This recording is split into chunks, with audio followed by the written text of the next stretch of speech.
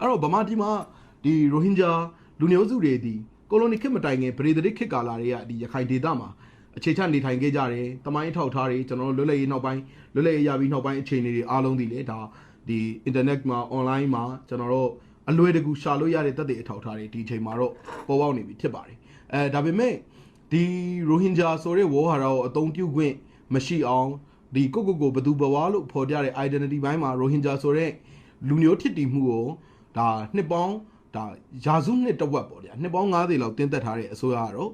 ဒီမြန်မာစစ်တပ်နဲ့အစိုးရအဆက်ဆက်ကတော့ဒီနေရာမှာရိုဟင်ဂျာတွေကိုသူကဘန်ဂါလီလို့ပဲရည်ညွှန်းပြီးသုံးစွဲထားပါတယ်เนาะဒါကတော့လေကျွန်တော်တို့အစိုးရထုတ်ဒီစစ်တပ်ထုတ်အစိုးရထုတ်စာဆောင်စာရွက်စာတမ်းတွေစောင်းမားတွေသတင်းတွေမကောက်ဘူးဒါလွန်ခဲ့တဲ့9နှစ်အရှိမှဆိုရင်တော့ကျွန်တော်တို့ဒါ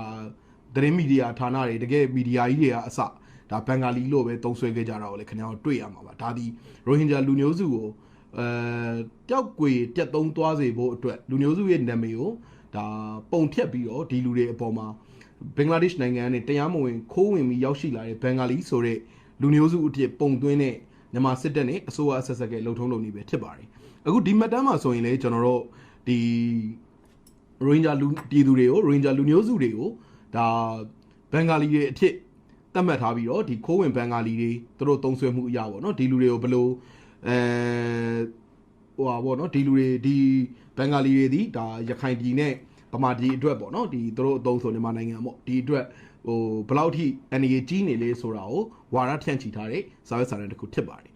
ဒီမှာဆိုရင် तू ကဒီစာမျက်နှာ20လောက်ပါတဲ့ဒီ document မှာကျွန်တော်တို့ဘာတွေတွေ့ရလဲဆိုတော့ तू နီဒန်းကိုတွေ့ရပါတယ်ကျွန်တော်ရှေ့ကခေါင်းစဉ်အပြင်ပေါ့နော်ခေါင်းစဉ်ဒီ cover ပြီးတဲ့နောက်မှာဆိုရင်တော့ဒါ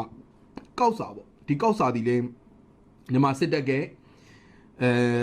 ရန်လိုမှုเนาะတက်ဖြတ်လိုမှုအနေအထားတွေကိုပေါ်လွင်နေတဲ့ကောက်စာလေးကိုလည်းကျွန်တော်တွေ့ရပါတယ်အဲ့ဒါကတော့နိုင်ငံတော်အတွက်တရားကိုလေးတွေးအားကိုလေးမေးအားကိုလေးမွေးဓာတ်ကိုလေးတွေးဆိုတဲ့စာသားပဲဖြစ်ပါတယ်ဒီစာသားရဲ့နောက်ပိုင်းမှာဆိုရင်တော့သူကဒီစာ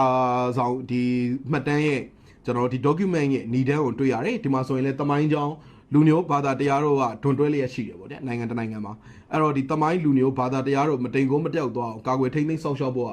နိုင်ငံသားတိုင်းတာဝန်ဖြစ်တယ်ဒါကြောင့်ဒီဟာကိုမမိတ်မတုံဟိုကာကွယ်ဖို့เนาะအမျိုးသားရေးတာဝန်ဆိုတဲ့ဟိုနိုင်ငံသားတိုင်းသိရှိထားလိမ့်ထားမယ်အရေးတာဝန်တရက်ဖြစ်တယ်ဆိုတဲ့သဘောမျိုးညီတန်းဖော်ပြထားတယ်ဒီနေရာမှာတော့အင်တန်ရိုးရှင်းနေကြဒါ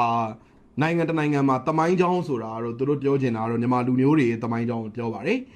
လူမျိုးဆိုတာလေမြန်မာလူမျိုးကိုပဲဥတီတယ်လို့ကျွန်တော်သုံးသပ်လို့ရတယ်ဘာသာတရားဆိုတာတော့ဗုဒ္ဓဘာသာကိုပဲဒါမြန်မာစစ်တပ်ကဥတီကြီးညွှန်းထားတယ်လို့ကျွန်တော်တို့သုံးသပ်ပါတယ်